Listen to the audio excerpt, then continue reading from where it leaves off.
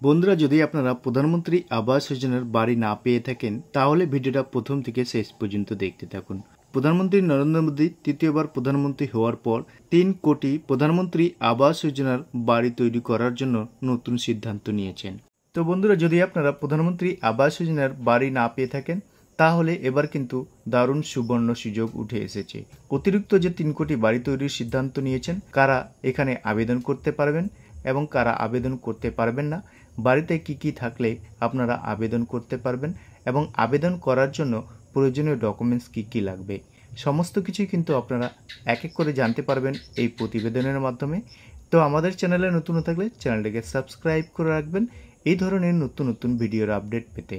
বন্ধুরা, এখানে বলছে প্রধানমন্ত্রী আবাস যোজনার সুবিধা আপনি কি পাবেন, কিভাবে আবেদন করবেন দেখে নিন। 2015 সালে শুরু হয়েছিল প্রধানমন্ত্রী আবাস যোজনার স্কিম। তারপরে বলেছে টানা তৃতীয় মেয়াদের প্রধানমন্ত্রী নির্বাচিত হয়েছেন নরেন্দ্র মোদী। রবিবার শপথ গ্রহণের পর সোমবার প্রধানমন্ত্রী বাসভবনে নতুন মন্ত্রিসভা বৈঠকে অনুষ্ঠিত হয়। সেখানে প্রধানমন্ত্রী আবাস যোজনার অতিরিক্ত 3 কোটি বাড়ি বানানোর সিদ্ধান্ত নেওয়া হয়েছে। তো বন্ধুরা, আপনারা এখানে দেখতে পাচ্ছেন তৃতীয়বার প্রধানমন্ত্রী নির্বাচিত হওয়ার পরে 3 কোটি বাড়ি বানানোর সিদ্ধান্ত নিয়েছেন। তারপরে বলেছে 2015 সালেই শুরু হয়েছিল প্রধানমন্ত্রী আবাস যোজনা স্কিম। এই স্কিমের আওতায় শহর এবং গ্রামের যেসব দরিদ্র মানুষ নিজের বাড়ি নেই তাদের মাথার উপর ছাদের ব্যবস্থা করে দেয় কেন্দ্রীয় সরকার। গত 10 বছরে 4.21 কোটি বাড়ি তৈরি করা হয়েছে। যদি কারো নিজের বাড়ি না থাকে এবং স্কিমের যোগ্যতার মানদণ্ড পূরণ করেন তাহলে তিনি প্রধানমন্ত্রী আবাস যোজনার আবেদন করতে পারেন। তারপরে বলছে আবেদন করার আগে অবশ্যই প্রধানমন্ত্রী আবাস যোজনার স্কিমের বাড়ি পাওয়ার যোগ্য এবং সুবিধাগুলো জানা প্রয়োজন। বর্তমানে 2 ধরনের আবাস যোজনা চালু রয়েছে, প্রধানমন্ত্রী আবাস যোজনা গ্রামীণ অর্থাৎ PMAYG এবং প্রধানমন্ত্রী আবাস যোজনা আরবান অর্থাৎ PMAYU। এই প্রকল্পের শুধু যোগ্য দরিদ্র ব্যক্তিদের বাড়ি তৈরি করে দেওয়া নয়, যাদের জমি আছে এবং বাড়ি তৈরি করতে চান তাদের আর্থিক সহায়তা দেওয়া হয়। প্রধানমন্ত্রী আবাস যোজনা স্কিমে গৃহঋণ ভর্তুকি দেয় সরকার। ভর্তুকির পরিমাণ বাড়ির আকার এবং আয়ের উপর নির্ভর করে। ব্যাংকগুলি এই প্রকল্পের কম সুদে ঋণ দেয়।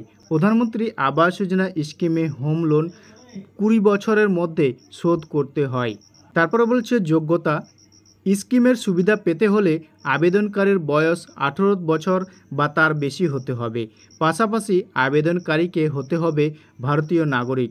18 লক্ষ টাকা পর্যন্ত বার্ষিক আয়ের পরিবার প্রধানমন্ত্রী আবাস যোজনার আবেদন করতে পারেন। তবে পাকা বাড়ি থাকলেই সে ব্যক্তি এই স্কিমে আবেদন করতে পারবেন না। পাশাপাশি পরিবারের কোনো সদস্য সরকারি চাকরি করলে এই স্কিমের সুবিধা মিলবে না। আবেদনের সময় পরিচয়পত্র, ঠিকানা প্রমাণপত্র, আয়ের অনুপাত এবং সম্পত্তির নথি দিতে হবে।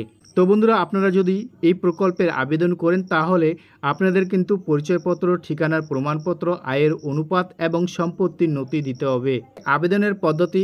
প্রধানমন্ত্রী আবাস যোজনার অনলাইন এবং অফলাইনে আবেদন করা যায়।